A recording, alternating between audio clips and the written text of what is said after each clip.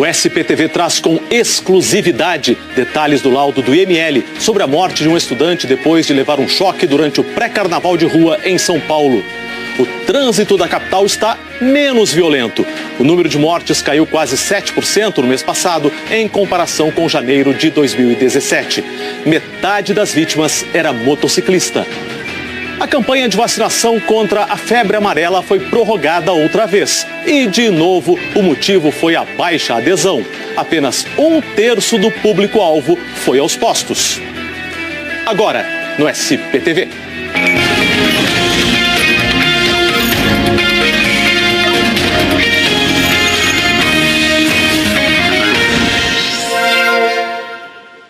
Uma boa noite para você. A polícia recebeu hoje o laudo do Instituto Médico Legal que confirma que o estudante Lucas Antônio Lacerda da Silva morreu eletrocutado depois de encostar num poste na Rua Consolação no pré-carnaval. O SPTV teve acesso exclusivo aos detalhes. Veja na reportagem de César Galvão. O poste na esquina da Rua da Consolação com a Matias Aires é de sinalização de pedestre. Foi aqui o acidente mais grave no período da folia. O estudante Lucas Antônio Lacerda da Silva, de 22 anos, morreu eletrocutado no meio da passagem de um bloco. O IML chegou a uma conclusão sobre o que causou a morte do rapaz e entregou o laudo para a polícia, que mantém as investigações em segredo de justiça. Os legistas encontraram uma queimadura causada por eletricidade no lado esquerdo do pescoço de Lucas e indicaram que a corrente elétrica saiu pelos dedos do pé direito. A descarga elétrica fez o coração bater de forma irregular e o sangue, que deveria ser bombeado para todo o corpo, parou nos pulmões. Isso causou algo parecido a um afogamento. Este vídeo exclusivo, gravado do alto de um prédio, mostra que momentos antes de Lucas levar a descarga elétrica, muita gente passou e parou perto do poste. Um rapaz pôs a mão, ficou apoiado por alguns instantes e nada aconteceu, porque ele estava com os pés no chão. A polícia investiga se Lucas recebeu a descarga de energia quando tirou os pés do chão para pular a grade, que também era de metal. 2 câmeras de segurança foram instaladas no poste um dia antes do bloco passar. Os peritos precisam descobrir por que o poste estava energizado. O laudo ainda não ficou pronto, mas já se sabe que a energia que alimentava a câmera vinha da iluminação pública. Agora a polícia precisa determinar quem fez a instalação, quem autorizou e quem mandou executar o serviço. Essas pessoas devem responder por homicídio. Nos últimos 15 dias, a polícia ouviu representantes das empresas. A Dream Factory, organizadora do Carnaval de Rua, contratou a GWA Systems para instalar as câmeras. Também foram ouvidos funcionários da CET, do Ilume, responsável pela iluminação pública, e 2 testemunhas que presenciaram um acidente. Até agora, ninguém foi indiciado pelo crime. A Dream Factory informou que o novo vídeo comprova que o poste não estava energizado e abre novas frentes para a investigação e que continua contribuindo com as autoridades e espera que o caso seja solucionado o mais breve possível. Até agora, a GWA Systems não enviou resposta. Nos últimos 4 anos, o número de acidentes elétricos aumentou 33%. No estado de São Paulo, 61 pessoas morreram vítimas de choques elétricos no ano passado. Metade das vítimas tinha entre 21 e 40 anos. Esses números são da Abracopel, uma associação criada para alertar e prevenir acidentes elétricos. O número de mortes no trânsito na capital caiu quase 7% em janeiro deste ano, na comparação com o mesmo período do ano passado. Vamos dar uma olhada nesses números aqui no telão. Veja só, em janeiro de 2017 foram 60 mortes, em janeiro deste ano 56 mortes. Há outros dados aqui, os acidentes com motos foram os que mais mataram, quase metade. Depois, pedestres são as grandes vítimas também, 37%, e depois motoristas de carro e ciclistas. A repórter Natália Ariede mostra agora o endereço da zona sul da cidade, que preocupa e muito os motociclistas. Era sobre 2 rodas que estava praticamente a metade das pessoas que morreram em acidentes de trânsito na capital em janeiro. Foram 27 motociclistas mortos no mês passado. Em janeiro de 2017 foram 21, um aumento de quase 30%. Entre as vítimas deste ano, 15 eram homens muito jovens, com menos de 30 anos de idade. 3 deles perderam a vida no mesmo endereço, Estrada de Itapecerica, na zona sul de São Paulo. O acidente que matou um deles, um rapaz de 20 anos, foi nesse trecho movimentado do Valo Velho. A moto dele foi atingida por um caminhão. Outros 2 homens, de 19 e 22 anos, morreram numa batida com um carro, na altura do número 6.200. Não apenas nos locais dos acidentes, mas ao longo de toda a estrada de Itapecerica, chamam a atenção o volume de tráfego, a velocidade excessiva de muitos veículos e, principalmente, situações como essa daqui, pontos de conversão críticos para sair da estrada e acessar os bairros que ficam ao lado dela. Muitos até têm semáforo, como esse cruzamento com a Avenida Felipe Carrilho Porto, mas falta um tempo exclusivo para quem precisa virar. Outros não têm sinalização. Para sair da estrada, tem que parar no meio do caminho e cruzar na marra. Sem contar o tanto de pedestres para lá e para cá e bicho solto pastando na beira da estrada. É complicado, ainda mais no trânsito, na hora de pico, de manhã, de noite, que não tem corredor para andar, né? E quando tem, muito buraco, as curvas não tem placa de nada, não tem farol. É um risco. Em todo o estado, 35% das mortes no trânsito têm motociclistas como vítimas. O governo informou que está investindo em campanhas educativas para quem anda de moto. Uma correção. No sábado, nós noticiamos aqui no SP2 que a Justiça condenou o ex-presidente do metrô, Sérgio Aveleda, no processo que apura irregularidades em licitação para a construção da linha 5 Lilás do metrô. E que essa licitação tinha sido concluída em 2010 no governo Geraldo Alckmin. Aqui cabe a correção. Em 2010, o governador em exercício era Alberto Goldman, do PSDB.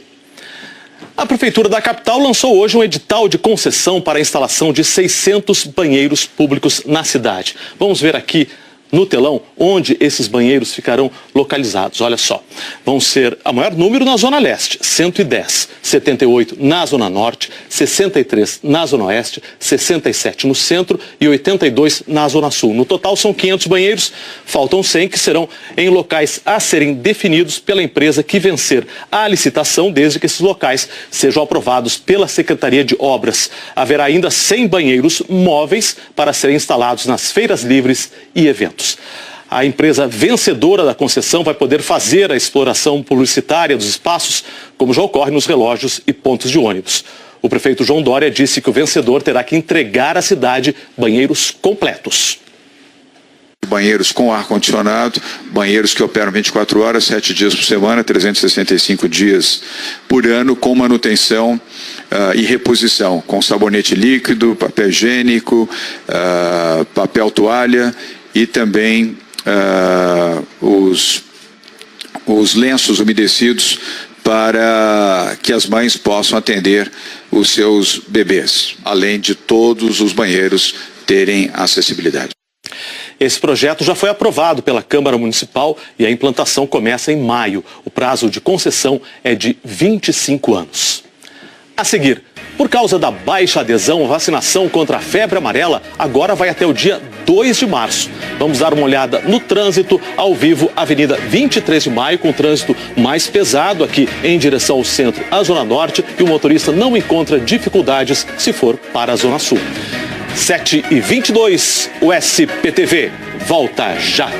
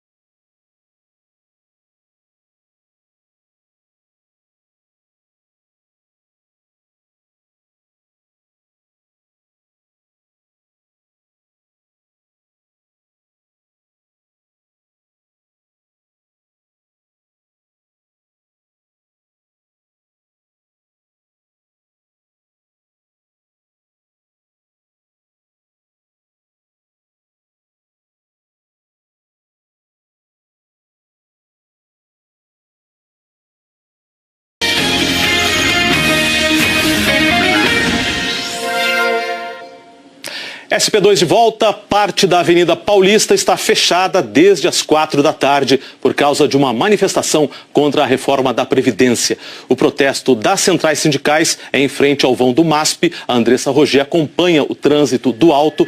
Boa noite, Andressa. Como é que está a situação aí agora? Boa noite, Kovalik. Boa noite a todos. Os manifestantes ocupam principalmente o quarteirão na frente do MASP, mas há 2 quarteirões interditados da Avenida Paulista. Na direção da Consolação, o bloqueio começa no cruzamento com a Alameda Campinas e vai até a rua Peixoto Gomide. No sentido Paraíso, a interdição começa na Peixoto Gomide e vai até a esquina com a Pamplona. Mas olha, o resto da Avenida Paulista tem um trânsito bom. O problema está na rua São Carlos do Pinhal, que está bem congestionada, assim como a Alameda Santos e a Doutor Arnaldo. Esse é o protesto contra a reforma da Previdência. Pelo que eu vejo aqui, parece que as pessoas já estão se dispersando.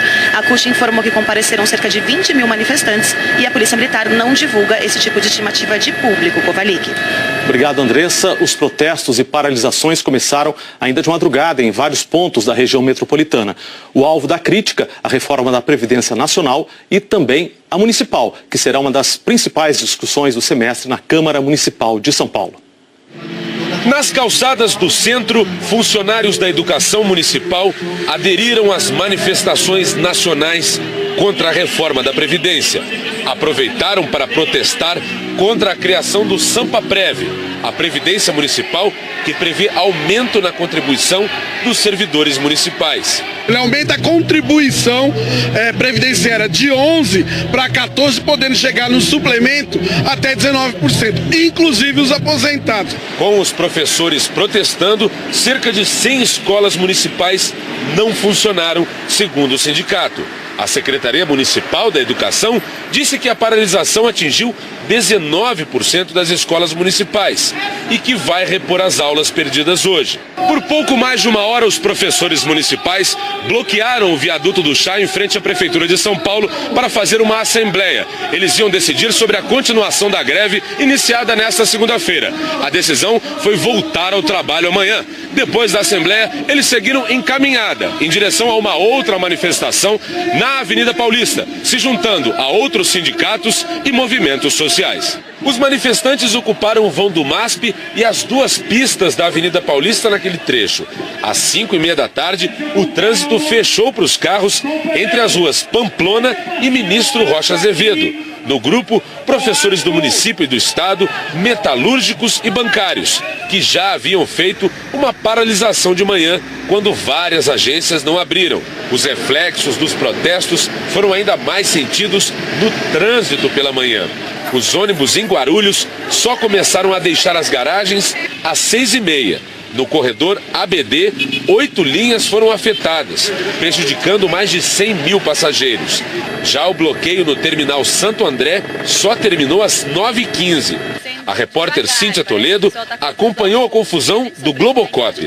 Você vê essa rua aqui, ó, chama Rua General Glicério. Você vê os ônibus todos aqui enfileirados, parados. Em um outro ponto, manifestantes colocaram galhos de árvores, então também não tem como passar. O trânsito também ficou complicado na Dutra, em Guarulhos, altura do quilômetro 214.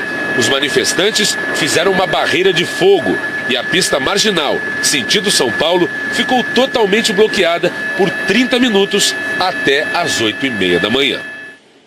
A Prefeitura da capital disse que a proposta de rever a Previdência Municipal é para garantir que os servidores recebam seus direitos integralmente no futuro. É importante lembrar que essas mudanças em análise na Câmara de São Paulo não têm relação com a reforma da Previdência do governo federal. Hora da previsão do tempo, a chuva caiu em alguns pontos, mas choveu pouco mais do que a gente esperava. Maju tem os detalhes. Boa noite, Maju. Eu tenho, Kovalik. Boa noite para você e para todos. Choveu, na verdade, a gente fechou aí janeiro com a chuva bem acima da média. Vamos ver aqui, olha, janeiro lá acima da média. Agora, fevereiro, que está quase terminando, olha que pouquinho, Kovalik. Ainda choveu muito pouco, 15,1 milímetros. A média para o mês são 221,5 milímetros. E fevereiro é o segundo mês mais chuvoso em São Paulo, perde apenas para janeiro. Rapidinho aqui o sistema Cantareira. Choveu um pouco mais lá do que aqui na capital, mas mesmo assim, Kovalik, veja bem, muito longe da meta. Pois é, né? Preocupante. E amanhã? Amanhã é o seguinte, a gente tem previsão... Opa, cadê meu telão aqui? A gente tem previsão de temporal, principalmente no centro-oeste do estado. E agora essa chuva pode chegar aqui à madrugada à capital paulista. Então pode chover moderado de madrugada, de manhã chuvisca, depois abre o sol. À tarde a gente tem pancada, 28 graus. Pancada bem típica de verão. É o verão. É isso. Tchau, Obrigado, Cobalini. Maju. Boa noite. A campanha de vacinação contra a febre amarela em 54 cidades do estado vai ser prorrogada até o dia 2 de março por causa da baixa adesão. Vamos dar uma olhada nos números aqui no telão. Olha só, estava previsto imunizar mais de 9 milhões de pessoas, mas até agora foram pouco mais de 3 milhões, isso dá um pouquinho mais de um terço. O menor percentual na Baixada Santista, 23%, 33% no Vale do Paraíba, no ABC 36%, um pouquinho melhor na capital, 43%, mesmo assim, menos da metade. A repórter Bruna Vieira foi até o ABC para ver as causas dessa baixa procura pela vacina. Todas as UBSs e até as UPAs 24 horas estão vacinando em São Bernardo do Campo. Então, por que tem sobrado doses? Fiquei com dúvida, né, de tomar e o meu corpo não reagir, né? Aparecer sintoma, né, ruim, né, ficar doente aí. A Sandra estava esperando as filas diminuírem na UBS Vila Daisy. Ela só não contava que não ia enfrentar espera nenhuma. Super rápido, super não dói nada, tranquilo. A UBS Vila Euclides aplicava 1.300 doses por dia. Agora, não passa de 300. Vacine-se contra a febre amarela. Pertinho daqui a 2 quadras. O aviso tem sido dado num supermercado, porque essa é uma das estratégias agora aqui na cidade, né? Chamar a atenção das pessoas que ainda não se vacinaram contra a febre amarela. Aqui em São Bernardo do Campo, só 43% das pessoas que deveriam tomar a vacina, de fato, tomaram. Eu achava que já até tinha terminado. Com uma adesão ainda menor no ABC de 36%, o consórcio que reúne cidades da região vai intensificar uma medida que dá mais trabalho, mas que é considerada eficiente. Amplificar bastante essa vacinação porta a porta. O que já está acontecendo em alguns municípios, dos 7 municípios do ABC, também já estão começando a fazer isso para ver se a gente consegue intensificar e melhorar o resultado. A capital não atingiu nem metade da meta. Poucos foram os que procuraram a UBS da Chácara Santo Antônio, na Zona Sul, hoje cedo. Eu esperei para tomar porque eu achei que ia ficar mais tranquilo depois. O governo do estado ainda espera vacinar 95% do público-alvo e alerta os moradores das 54 cidades que estão na campanha. É melhor prevenir do que remediar. A pessoa que se infectar pelo vírus da febre amarela, o risco de evoluir com complicações, com certeza, é muito maior do que em relação à vacina. Então, não vamos ter medo da vacina. Nós temos sim que vacinar o mais precocemente possível. Não vamos deixar para depois. Aqui na capital subiu para 118 o número de macacos mortos por febre amarela. Em 10 dias foram mais 4 mortes no Grajaú e uma no Tremembé. A Secretaria Municipal de Saúde de São Paulo também decidiu prorrogar a campanha que está em andamento em 23 distritos. A lista dos bairros e dos postos está lá, no G1. Vamos ver a participação nas redes sociais. Você que mandou a sua mensagem, hashtag SP2, febre amarela é uma preocupação. O Raimundo diz o seguinte: onde tem vacina na Zona Oeste? Olha só, Raimundo, a Zona Oeste não faz parte desta fase da campanha. Já o Flávio diz o seguinte: na UBS Jardim Soares, em Guaianazes, quem ainda não recebeu a senha em casa não consegue tomar a vacina. Olha só, Guaianazes tem que esperar, né? Tem que ter um pouquinho de paciência, esperar ser em casa. Futebol, depois de 2 derrotas consecutivas no Paulistão, o Corinthians tenta reencontrar o caminho das vitórias nesta noite contra o RB Brasil.